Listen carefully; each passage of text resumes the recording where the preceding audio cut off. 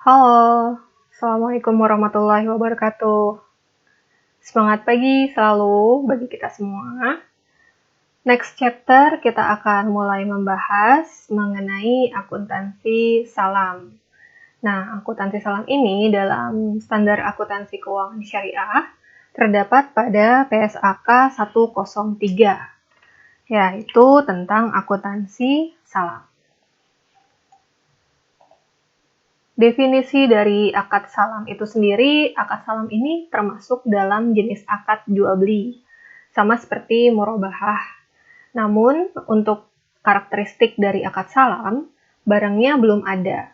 Kemudian, pembeli membayar uang muka, membayarnya di awal akad, kemudian pengiriman barang dilakukan di kemudian hari setelah barang tersedia, dan pelunasan sesuai akad yang telah disepakati. Biasanya produk yang menggunakan akad salam, yang diperjualbelikan dengan akad salam itu adalah hasil dari pertanian atau perkebunan.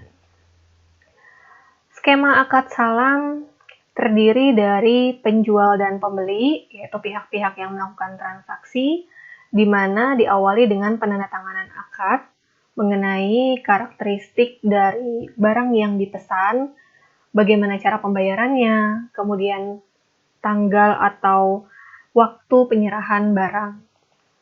Lalu setelah itu pembeli membayar uang terkait dengan harga yang sudah disepakati di akad kepada penjual, dan ketika barangnya telah tersedia atau telah dipanen, maka penjual menyerahkan barang tersebut kepada pembeli. Sementara ada juga yang disebut dengan salam paralel. Salam paralel ini menjadi solusi jika penjual, yang dalam hal ini biasanya lembaga keuangan syariah, itu tidak memiliki produk tersebut dan harus memperoleh barangnya dari penjual lain atau pemasok. Dan biasanya di sini bekerja sama dengan koperasi-koperasi yang bekerja sama dengan para petani. Nah, skema untuk salam paralel terlebih dahulu diawali dengan akad antara pembeli akhir, yaitu nasabah, kepada penjual, yaitu lembaga keuangan syariah, mengenai spesifikasi barang yang dipesan, harga yang disepakati, dan waktu penyerahan barang. Kemudian, lembaga keuangan syariah akan menjadi pembeli kepada penjual atau pemasok atau suppliernya, yaitu di sini tadi bisa melalui koperasi atau ke petaninya langsung. Nah, kemudian pembeli membayar uang muka atau uang sesuai dengan harga yang disepakati kepada lembaga keuangan syariah, dan lembaga keuangan syariah pun juga menyerahkan uang tersebut sesuai dengan harga yang disepakati dengan pemasok. Jadi di sini bisa saja ada margin atau keuntungan yang diperoleh dari lembaga keuangan syariah, asalkan itu juga disepakati bersama pihak-pihak yang bertransaksi.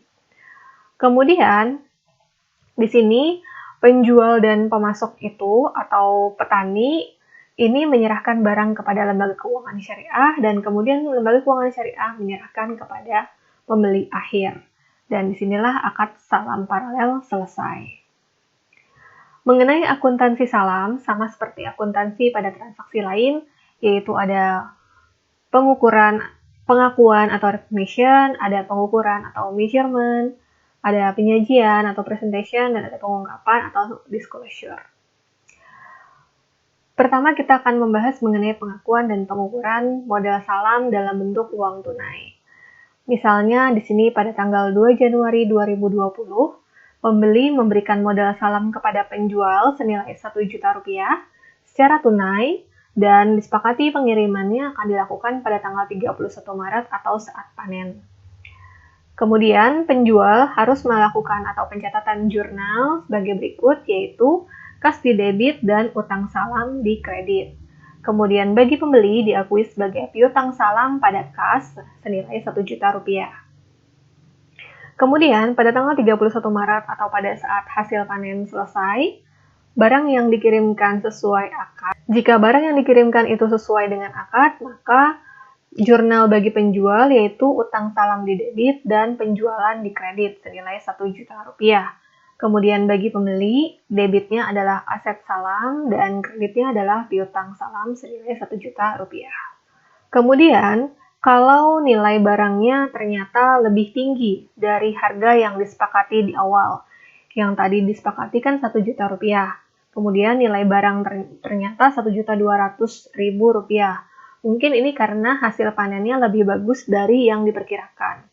Penjual mencatatnya tetap menjadi utang salam dan penjualan yaitu 1 juta rupiah. Kemudian bagi pembeli pun juga sama. Jadi kalau misalnya ada kualitas barang yang lebih besar, maka di sini tetap yang diakui adalah harga yang sudah disepakati awal. Dan manfaat yang diterima oleh pembeli akhir adalah kualitas barang yang lebih dari yang diperkirakan, tapi tidak perlu dicatat atau di jurnal sebesar dengan nilai barang yang baru tersebut. Nah, berbeda halnya dengan kalau misalnya nilai barangnya itu lebih rendah dari perkiraan, yaitu menjadi Rp900.000. Bisa jadi ini karena kualitas barang yang tidak sesuai dengan yang diharapkan. Bagi penjual, tetap saja harus mencatat utang salam pada penjualan sebesar 1 juta rupiah, tanpa ada penyesuaian nilai yang 900.000 rupiah tersebut. Namun, bagi pembeli, di sini harus mencatat kerugian sebesar 100.000 rupiah. Karena apa? Karena kerugian ini sebenarnya ditanggung oleh pembeli. Karena ini kan bentuknya pesanan ya, pesanan di awal dan pembeli sudah menyepakati harga 1 juta rupiah, maka dia tetap harus mengakui dan membayar kasnya 1 juta rupiah di awal, kemudian menghapus piutang salamnya, namun selisihnya dianggap sebagai kerugian. Dan aset salam yang harus diakui oleh pembeli hanya senilai barang yang sesuai dengan faktanya, yaitu Rp900.000. Kemudian, jika pembeli tidak menerima atas hasil panen tersebut, maka ada opsinya. Yang pertama, penjual diberikan tambahan waktu. Jadi diberikan tambahan waktu untuk menyelesaikan pesanan sesuai dengan spesifikasi atau yang diharapkan oleh pembeli. Dalam hal ini, kalau diberikan tambahan waktu, tidak perlu ada pencatatan jurnal transaksi sesuai dengan SAK. Tapi cukup dengan pencatatan memorial dan perubahan teknis operasionalnya disepakati bersama dan akan dilakukan penjurnalan sesuai dengan fakta yang terjadi pada saat barang diserahkan. Nah, kalau misalnya pembeli membatalkan pesanan, kemudian penjual mengembalikan uang muka. Dalam hal ini, penjual harus mencatat utang salam di debit 1 juta rupiah dan diakui ke dalam utang lainnya yaitu 1 juta rupiah. Sedangkan bagi pembeli mencatat piutang lainnya dan piutang salam 1 juta rupiah.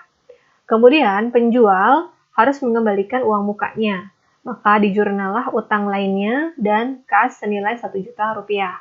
Kemudian bagi pembeli dicatat ke dalam kas pada piutang lainnya senilai 1 juta rupiah. Nah, jika misalnya kondisinya penjual lalai mengirimkan pesanan atau telat dan di awal akad telah disepakati adanya denda sebesar Rp50.000. Dalam hal ini, penjual harus mencatat sebagai kerugian pada kas senilai Rp50.000, sementara pembeli mencatat ke dalam dana kebajikan berupa kas dan dana kebajikan berupa denda senilai Rp50.000. Bagaimana dengan salam paralel? Untuk salam paralel, jika pada tanggal 31 Maret, penjual melakukan akad salam paralel dan ternyata harga barang salam dengan harga Rp950.000.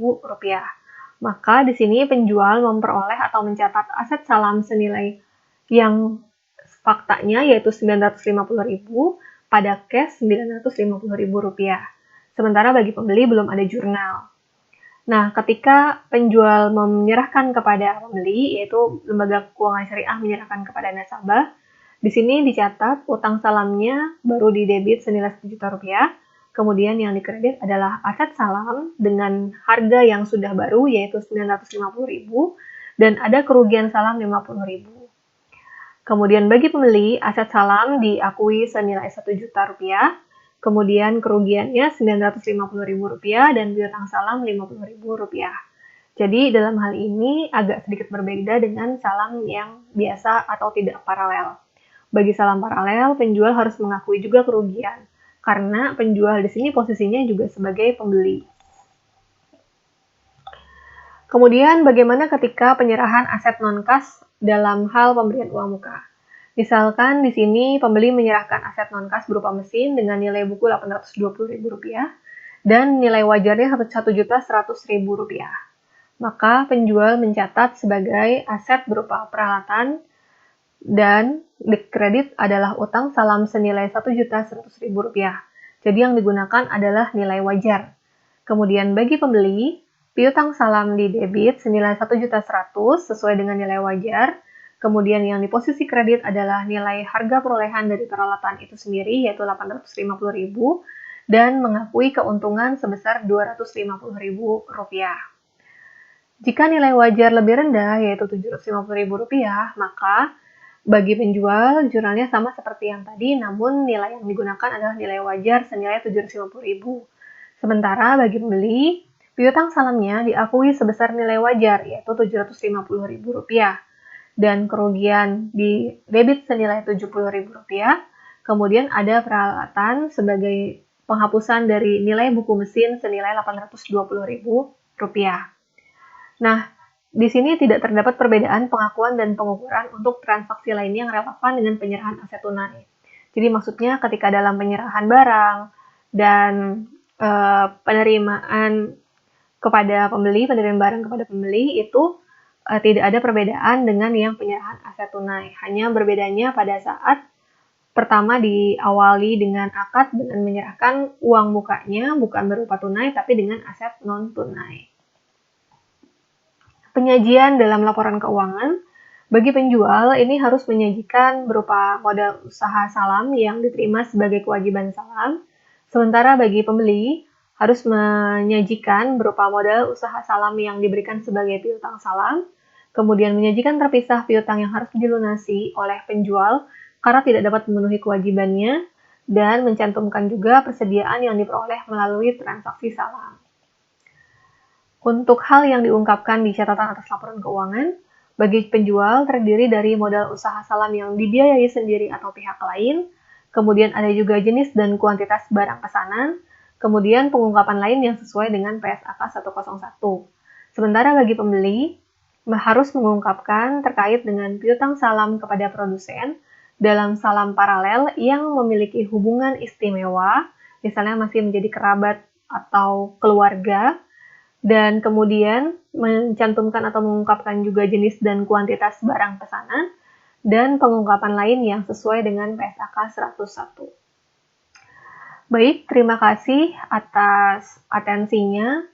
Silahkan membaca lebih lengkap lagi pada buku Standar Akuntansi Keuangan Syariah yang diterbitkan oleh Ikatan Akuntan Indonesia dan buku-buku lain yang relevan mengenai akuntansi syariah, akuntansi keuangan syariah, atau akuntansi perbankan syariah. Demikian yang dapat saya sampaikan. Jika ada hal yang kurang berkenan, saya mohon maaf. Wassalamualaikum warahmatullahi wabarakatuh. Salam sehat selalu.